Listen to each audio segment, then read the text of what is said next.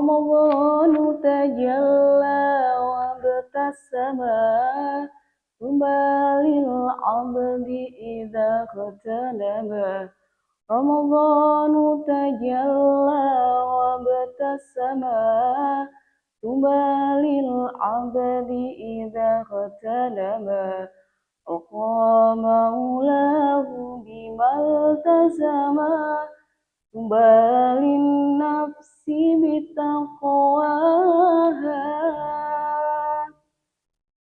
Assalamualaikum warahmatullahi wabarakatuh. Apa kabar anak-anakku semuanya?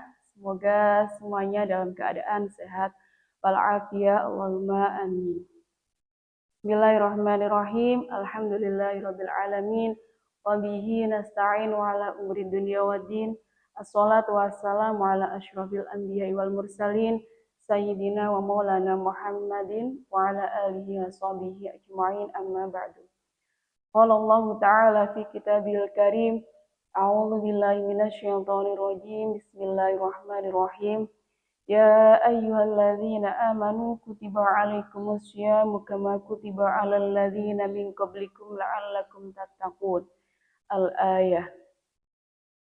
Pada yang kami hormati Bapak Andi Susanto SPDI selaku Kepala STTA Soleh, yang kami hormati Bapak Ibu Dewan Guru beserta staf karyawan STTA Soleh serta anak-anakku semuanya dari kelas 1 sampai kelas 6 yang Bu Guru sayangi dan Bu Guru banggakan.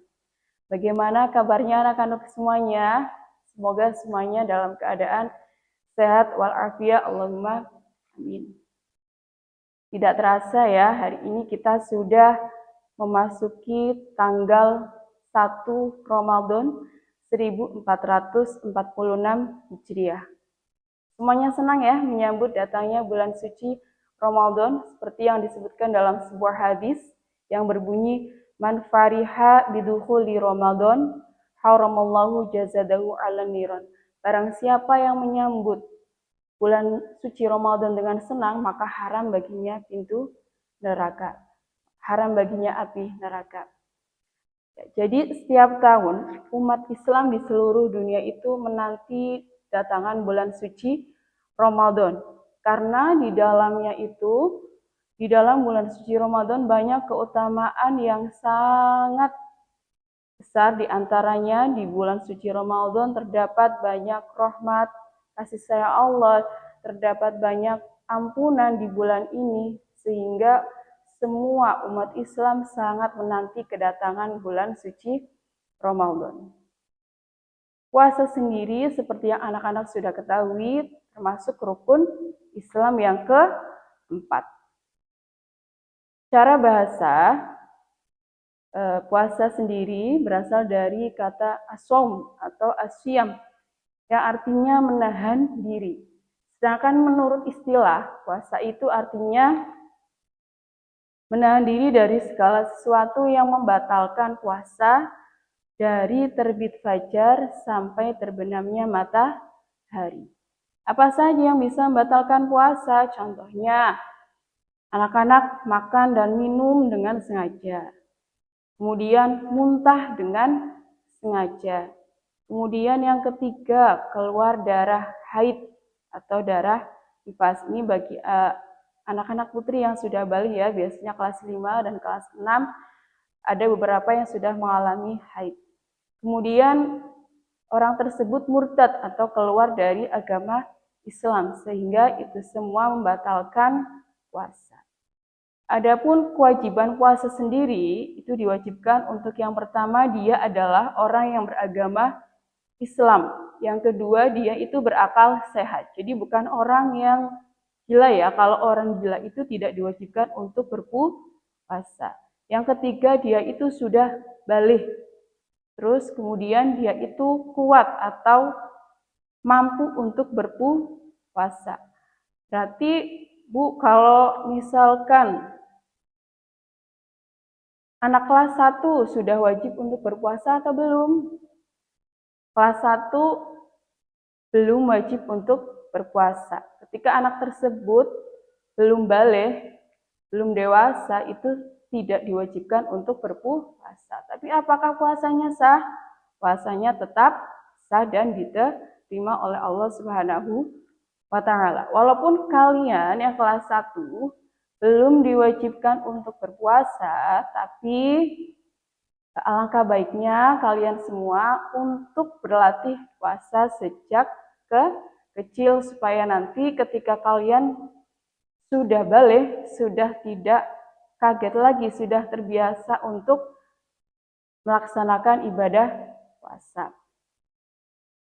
Nah, kemudian keutamaan di bulan puasa ini sangatlah besar ya, karena bulan ini dipenuhi dengan rahmat Allah, dipenuhi dengan ampunan dan keberkahan dari Allah Subhanahu wa Ta'ala. Di bulan ini seluruh umat Islam diwajibkan puasa 1 bulan penuh, ya 1 bulan penuh kecuali kalau yang berhalangan, baik itu haid maupun nifas maupun sakit. Nah, selain sebagai bulan puasa, keutamaan bulan Ramadan itu juga tercermin dalam banyaknya kesempatan kita untuk mendapatkan pahala yang berlipat ganda. Pada bulan ini Allah membuka pintu surga selebar-lebarnya dan menutup pintu neraka. Nah, oleh karena itu untuk memahami keutamaan bulan Ramadan itu apa saja, di sini Bu Guru akan menyebutkan yang pertama. Pada bulan ini adalah bulan diturunkannya Al-Quran. Salah satu keutamaan di bulan Ramadan yaitu yang paling agung adalah diturunkannya Al-Quran sebagai kitab suci kita, sebagai petunjuk bagi umat manusia. Nah, diturunkannya Al-Quran pada bulan Ramadan ini menjadikan bulan ini menjadi bulan yang istimewa. Ya, oleh sebab itu umat Islam dianjurkan untuk memperbanyak membaca Al-Quran di bulan puasa ini. Anak-anak juga ya, misalkan tahun kemarin anak-anak harus mempunyai target sendiri untuk khatam Al-Quran. Misalkan tahun kemarin baru khatam 1 kali, usahakan di tahun ini bisa khatam 2 kali atau bisa lebih. Ya, 1 hari minimal anak-anak bisa membaca Al-Quran 1 juz. Setiap habis sholat 2 lembar, setiap habis sholat 2 lembar 1 hari akan mendapatkan 1 juz. Dan insya Allah jika 30 hari dilakukan, maka anak-anak akan khatam 1 kali. Dan 1 hari misalkan lebih dari 1 juz, maka akan bisa khatam 2 atau 3 kali. Yang kedua, keutamaan yang kedua yaitu pintu surga dibuka dan pintu neraka ditutup. Dalam sebuah hadis yang diriwayatkan oleh Imam Bukhari dan Muslim, Rasulullah SAW bersabda, ketika bulan Ramadan itu pintu surga dibuka dan pintu neraka itu ditutup serta setan-setan itu dibelenggu. Hadis ini menunjukkan bahwa keutamaan di bulan Ramadan itu sangatlah besar ya, sebagai bulan yang penuh rahmat dan keberkahan. Allah Subhanahu wa Ta'ala memberikan kesempatan bagi kita manusia untuk lebih mendekatkan diri kepada Allah Subhanahu wa Ta'ala dengan melakukan amal ibadah yang lebih ya, tanpa gangguan dari setan. Karena pintu-pintu surga itu dibuka, setiap amal kebaikan yang dilakukan pada bulan ini memiliki nilai yang lebih tinggi daripada bulan-bulan yang sebelumnya. Kemudian keutamaan di bulan Ramadan ini bisa kita manfaatkan dengan cara yang banyak ya, antara lain dengan bersedekah, dengan berzikir, dengan tadarus Al-Quran, dan sholat sunnah lainnya. Mungkin teman-teman semua, anak-anak semua ketika di sekolah biasanya melaksanakan sholat sunnah duha. Ketika di rumah bisa ditambah lagi dengan sholat sunnah witir maupun sholat sunnah tahajud ketika anak-anak hendak melaksanakan sahur.